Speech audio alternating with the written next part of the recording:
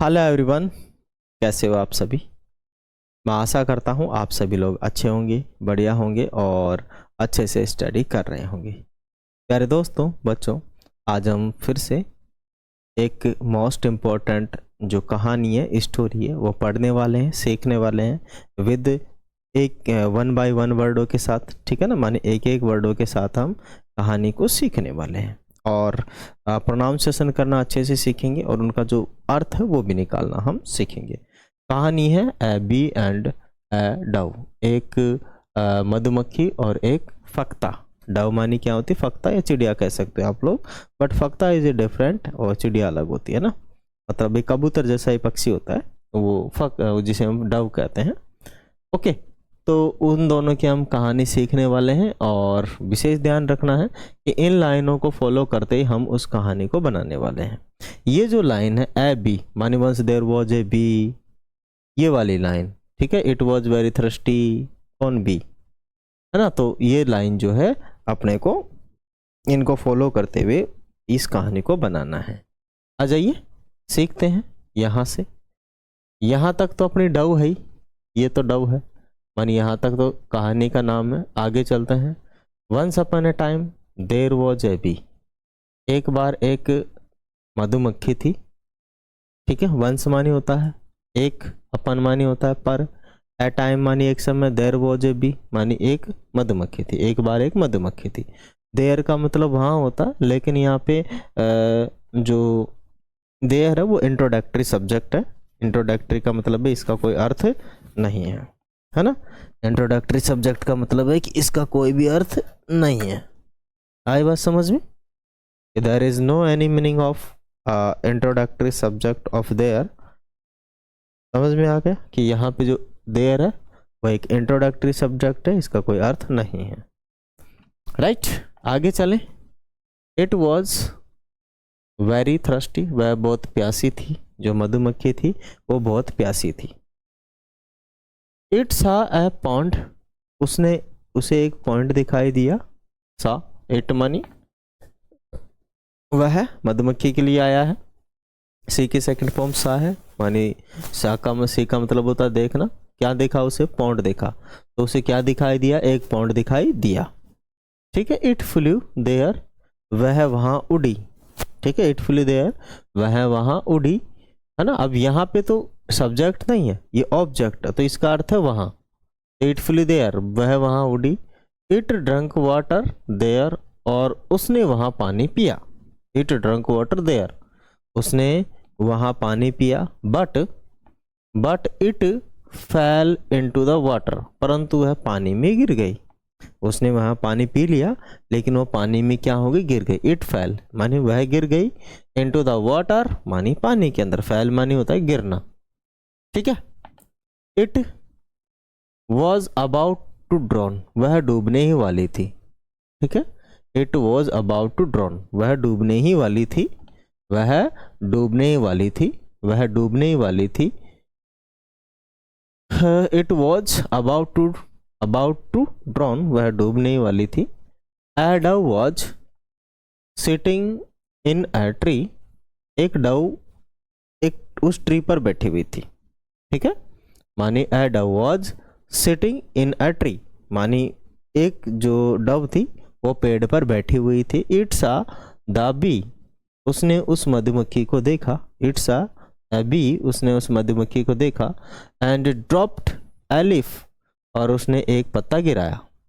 ठीक है, उसने मधुमक्खी को देखा और उस पेड़ से एक पत्ती उसने गिरा दी, माने उसने पत्ता गिराया। लीफ माने होता है पत्ता, ड्रॉप्ड माने गिराना। Okay, the bee came on the leaf, ठीक है, जो बी थी मधुमक्खी थी वो पत्ते पर आ गई, पत्ते पर आ गई, है ना। लीफ माने पत्ता, द लीफ, ऑन माने होता है पर, कैम माने आना। द बी वॉज सेव्ड, और जो मधुमक्खी थी वो क्या हुई? बच गई। जो मधुमक्खी थी वो क्या हो गई? सेव हो गई, बच गई। वन डे मानी एक दिन, वन डे मानी एक दिन। A hunter came to the forest, एक दिन उस जंगल में क्या आ गया? एक हंटर आ गया, शिकारी आ गया। One day a hunter came to the forest, माने एक दिन उस जंगल में क्या आ गया है, एक शिकारी आ गया, ठीक है। ही सो द डव, ही सा द डव, उसने उस फक्ता को देखा, माने उसने उस डव को देखा। ही सा द डव, उसने उस फक्ता को देखा। He was aimed, he was aiming at the dove to kill it, ठीक है। उसने क्या किया, निशाना लगाया डव पर, उसे मारने के लिए, ठीक है ना। मानी फक्ता पर उसने निशाना लगाया फक्ता को मारने के लिए, है ना। आप समझो, ही वॉज एमिंग का मतलब होता है, एम का मतलब होता है निशाना, एमिंग का मतलब निशाना लगाया उसने, एट मानी पर, कहाँ लगाया, डव पर, क्या करने के लिए, टू किल इट, उसे मारने के लिए। उसे मारने के लिए डव पर क्या लगाया उसने, निशाना, ठै देनी मार देता, उसको डिस्काउ कर देता। The bee saw it, the bee saw it, bee ने उसे देख लिया, बी ने उसे देख लिया, गलत काम कर रहा है ये, हाँ मैं बैठे हूं ना, ठीक है। It stuck on the arms, on the arm of the hunter, ठीक है। मधुमक्खी उड़ के आई और मतलब ही stuck on the arms of the hunter, मानी हंटर की जो आर्म्स थी उसकी भुजा पर उसने क्या लगा दिया, डंक लगा दिया। क्या लगा दिया, डंक लगा दिया, मानी काट लिया। मधुमक्खी काटती है, डंक लगाती है ना, तो मधुमक्खी ने क्या कर दिया, वहां पे उसको डंक लगा दिया, है ना। स्टक माने होता है डंक लगाना, इट स्टक माने डंक लगा, ऑन माने होता है पर या ऊपर, आर्म्स माने होता है भुजा, ऑफ द हंटर माने हंटर की भुजा पर उसने क्या लगा दिया, डंक लगा दिया। The aim was missed, the aim was missed, निशाना चूक गया, जो उसने लक्ष्य साध रखा था, एम का मतलब लक्ष्य भी होता है, निशाना भी होता है, तो वो चूक गया। मिस्ड का मतलब होता है चूक जाना, तो मिस्ड हो गया। द डव फ्लू अवे, और जो डव थी वो बहुत दूर उड़ गई। डव माने फक्ता, फ्लू माने उड़ना, अवे माने होता है दूर, ठीक है। तो जो डव थी वो दूर उड़ गई।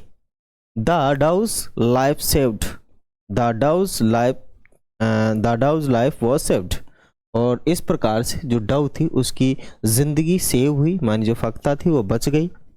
अब यहाँ से अपने को जो मॉरल मिलने वाला है, शिक्षा मिलने वाला है, क्या मिलने वाली शिक्षा, कि do good and get good, अच्छा करोगे तो अच्छा मिलेगा, अच्छा करोगे तो अच्छा मिलेगा, ठीक है। अच्छा करोगे तो अच्छा मिलेगा, माने कर भला तो हो भला, क्या कह सकते हैं, और इसका अर्थ है कर भला तो हो भला। आलस आ रहा है मेरे को बहुत तेज, पता नहीं क्यों, ठीक है।